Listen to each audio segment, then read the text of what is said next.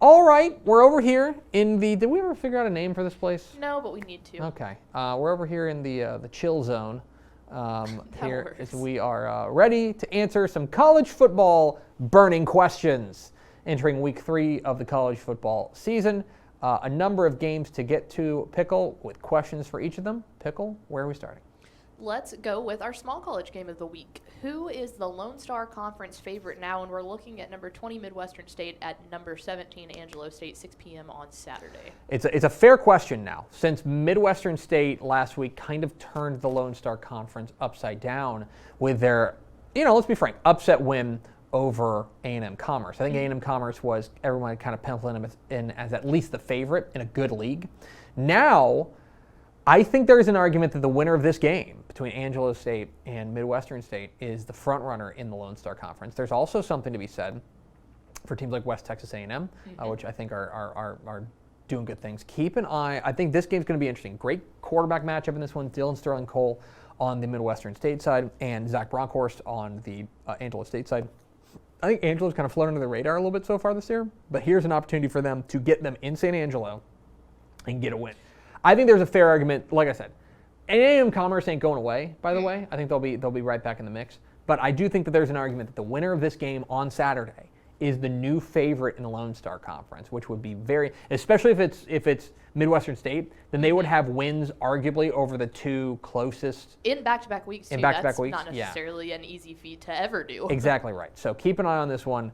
This is a big games on the Lone Star Conference Network on Saturday night. What's next, Pickle? Up next, we've got Rice traveling to DKR on 7 p.m. on Saturday. What's a reasonable expectation for Casey Thompson on Saturday? I think, again, a lot of this is going to come down to how a quarterback at Texas this year handles playing behind an offensive line that is probably just not up to snuff, right? Especially on the interior, especially guard, center guard. They got blasted last week against Arkansas, and that's why they lost. So here comes Casey Thompson, who I think the idea being that Coach Sarkisian feels better about a quarterback like Casey Thompson under pressure than maybe Hudson Card.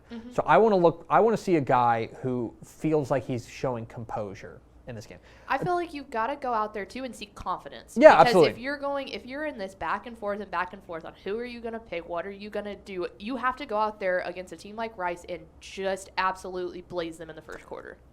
Confidence, composure is what I want to see from the quarterback spot, right? A guy who's able to, deal with the pressure that's going to come, because I think Rice's front is actually pretty decent and could give them some challenges. I mean, make no mistake, right?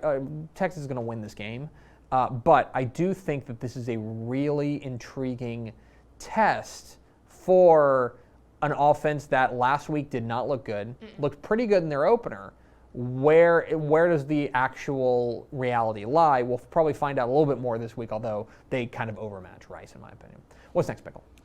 Up next, let's go to a game that I believe you will be in attendance at. UAB at North Texas, 6:30 p.m. on Saturday. What is step number 1 for improving that North Texas defense that has been so historically terrible? I will be there. How about that? I will be in person for this game, and I'm excited to see it.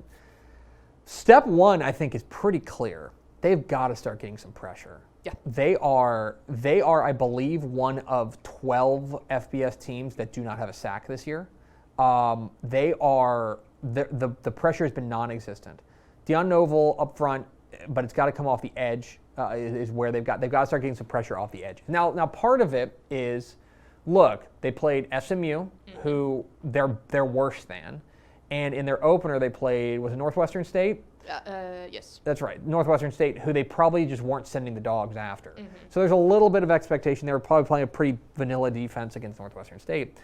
They've got to start getting pressure. And UAB will carve them up if they don't. That is a huge question for them, is can they start getting pressure on the quarterback and get into the backfield and wreak a little bit of havoc? I think they've got to quit giving themselves an out to just saying, oh, well, we're seeing improvement from last year. You were awful last year. You can't keep you have to actually start doing well. You can't just keep showing improvement. That's damning with faint praise. You know what I mean? So I think the biggest thing is they've got to start getting pressure. What's next, Pickle? Up next, let's head down to central-ish Texas. Texas State versus Incarnate Word. Texas State versus Incarnate Word, over/under on 89.5 total points. That's 6 p.m. on Saturday. I think this is going to be pretty pointsy. Incarnate Word can score, but they also kind of can't stop anybody. Mm-hmm. For Texas State, this would be a really good opportunity to get that offense really humming. You know what I mean? It's been fits and starts so far this season. Really get that offense humming. I am going to take the under. I think that's a little overcooking it. Is 89 That's and pretty a half. high. But because basically what you're saying is 45. Both teams are going to be close to, or if not in the 40s. I think that this is pretty high scoring because I think both these teams have some firepower. I think that Texas State's going to be able to get a couple of stops and come away with a win. A very interesting matchup, though, that I do think will give an opportunity for Texas State to kind of open up the playbook and get that offense rolling a little bit. It's a big key for them if they're going to contend and contend for bowl eligibility this year. So I want to see this offense take a step forward, and this would be a really nice step forward against an FCS team. What's next, Pickle? We always talk about how week 3 is really hard to figure out data, and what team other than Houston is tougher to figure out. Grambling at Houston, 6 p.m. on Saturday. Is the Houston that we see playing Grambling closer to the week 1 Cougs or the week 2 Cougs? This will be close. This week it'll be closer to week 2, right? It'll be closer to what they were against Rice because they should overmatch Grambling, much in the sense that it became pretty clear that they overmatched Rice last week. My concern for Houston is that these are, in my opinion, Rice and Grambling are the 2 worst teams on their schedule. They should blow them out. It should be 63-7. They should name their score. But go back to week 1 when they play Texas Tech, which I think is a pretty decent avatar for what they are. I think Tech and Houston are pretty similar in that regard. And they kind of got dominated after the opening 10 minutes. You know what I mean? I think Texas Tech was pretty clearly the better team.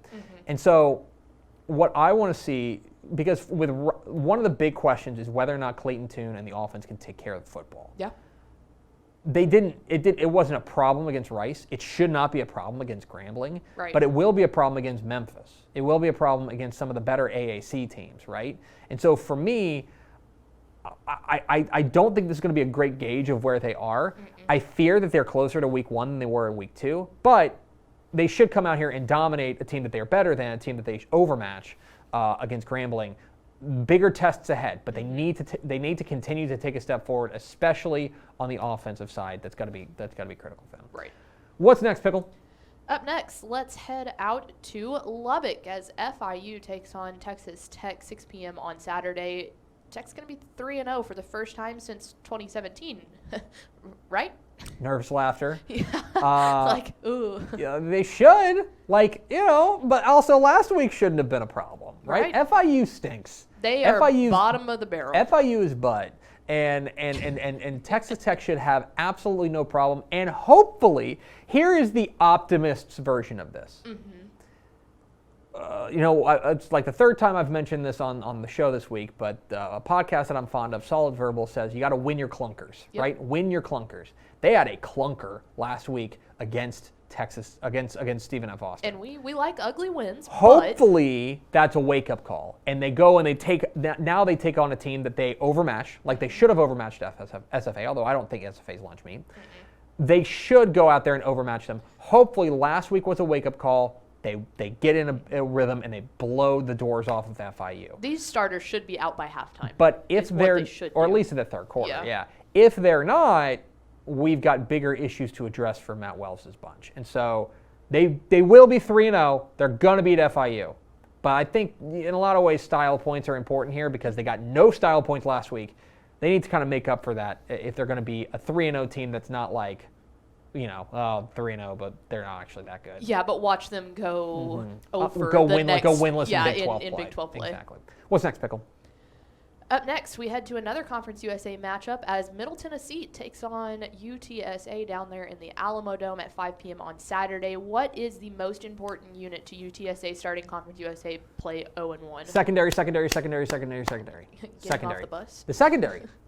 No. Now, I will say this. Middle Tennessee, they're 1-1. They have a win over like Monmouth, like an FCS team, and then they got kind of beaten up by Virginia Tech last week. They have one one trick in their bag, which is they can throw the ball okay. Yep. Brent Hockman, their quarterback, is pretty solid. They can put the ball in the air a little bit. They're decent. They cannot run the ball. I think their defense is pretty poor.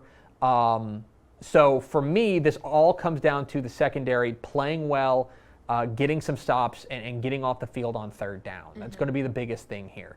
They should win at home. I think UTSA's, what are they, 12.5-point favorites? They're a clear favorite in this game.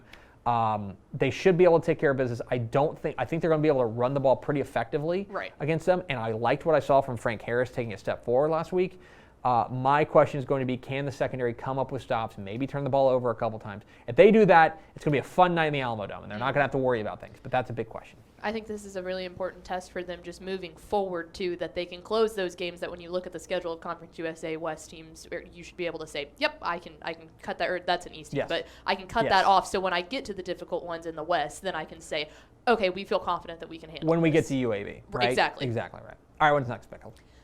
Up next, we go to SMU at Louisiana Tech, 2:30 afternoon kick on Saturday. After seeing them against North Texas last week, how worried are you about SMU's pass defense? I know you hit on this a little bit earlier. Moderately. I am at DEFCON 3 with there, in the sense that they, like, for all of the the point total, right? What was it? 35-12 was the final, something like that. It was. I think you say, oh, the defense played great. Defense kind of got torched. Now they came up with big plays when it mattered and stuff, but ultimately, Texas State, or rather North Texas, was able to pile up some yards. And this is a better team than North Texas. Louisiana Tech is a better team than North Texas. Yes. I am moderately concerned about the SMU pass defense, but we're also at the point in the season where they can do away with all those concerns if they just go out there and win against Louisiana Tech. Go on the road to Ruston, get a good win. If they do that, I think DEFCON 5 is the normal easy one. I think DEFCON 1 is the worst one. So I'll dial that thing back up and we'll be fine. I'm moderately concerned about the SMU pass defense, but they come out and get a good game this week, then I think they'll be fine. What's next, Pickle? Up next, we head to some Big 12 matchup here as Baylor takes on Kansas, 2:30 p.m. on Saturday. Baylor's offense over or under on 449.5 total yards. This is another question like we were talking about with Houston, in the sense that we have two results that are so polar opposite, so different, that they go and last week absolutely blitzed Texas Southern, hang up 700 yards of total offense. It's all fun at McLean Stadium. We're all having a good time. Did what they should have done. Did what they should have done against a bad FCS team, right? They ran up the score. In week one, that offense looked like every yard was a chore. And they were really struggling to move the ball confused with any sort of consistency. Now they're playing Kansas. And Kansas, in my mind, falls a little closer to Texas State than Texas Southern. But, I don't know, man. I mean, it's going to be, or certainly closer to Texas State than Texas Southern. But, I don't know. This is still a bad team. Kansas is bad. And they should be able to go up there and roll up the offense. This is a huge test for Gary Bohannon and how far this offense has come in the course of 2 weeks. I'm going to take the over because they should roll in this game. But if there are any offensive hiccups, even if they win this, I'm going to be honest, even if they win this game 35-10 and they have 410 yards of total offense, that's not good I'm going to be pretty worried. Especially they need to go out there and dominate. Especially with that schedule, man. It's been a cakewalk of a schedule for them so far, and you can't get down off of that. They should be 3-0, and they honestly should have 3 dominant wins. I would prefer that they have 2 dominant wins and be 3-0 than 1. So that is going to be the big question. What's next, Pickle? And finally, we head over to the SEC here as New Mexico is taking on number 7 Texas A&M on Saturday at 11. What should we be looking for out of the Texas A&M offense on Saturday? Has the offensive identity changed? Right. That's my question in this one, because I think that a generous reading of last week's near debacle in Boulder, in Denver, at least offensively, was they had a game plan for Haynes King. They had to bring in Zach Calzada to run Haynes King's game plan, and he's not built to run Haynes King's game plan. No. They now have a week to come up with a game plan for Zach Calzada, and that should be better. What I'm worried about is if we go here, and they're gonna drill New Mexico. Yeah, that should. What I'm worried about is if they go out there and the offense still looks like they're running a Haynes King offense with a guy who can't run that. No, you have to go personnel there. Zach Calzada's got it. They have to be flexible with their offensive schemes, and they have to come up with ways that are going to utilize what he does well, which is that he's a very strong arm and he's a very good.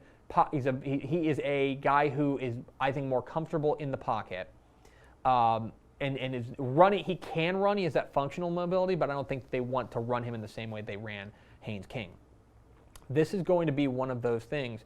I want to see them fit the scheme to the personnel as opposed to the personnel to the scheme, because I feel like we saw last week they tried to fit the personnel to the scheme and it didn't work. I want to see a little bit of flexibility on the offensive game plan here. And I think a good thing for A&M fans too is just realizing that this provides the opportunity for A&M to kind of get a chance to get out there in real life game action and figure that stuff out, because the defense is going to have their day in a low risk game. Like last week, this actually is a big plus for A&M. Last week should have been a low risk game. It very suddenly became a high risk game. Right. Here's a low risk game that you can go out there and try some things to get Zach Calzada, comfortable before you get into SEC play. And confident. You have to have the confidence. 100%. So I think that what I want to see is what does this scheme look like with a new guy at the helm. So there it is, your college football burning questions. We will revisit these next week and see how smart we are. Spoiler alert, not very. Hey, thanks for watching this clip here on YouTube. If you like this kind of stuff and you want more of it, make sure you subscribe to our YouTube channel. And remember, you can watch us live every weekday at noon at TexasFootball.com, Facebook, Twitch, or here on YouTube. And if you want more of the best coverage of football in the state of Texas, check out TexasFootball.com and become a Dave Campbell's Texas Football Insider at TexasFootball.com/subscribe.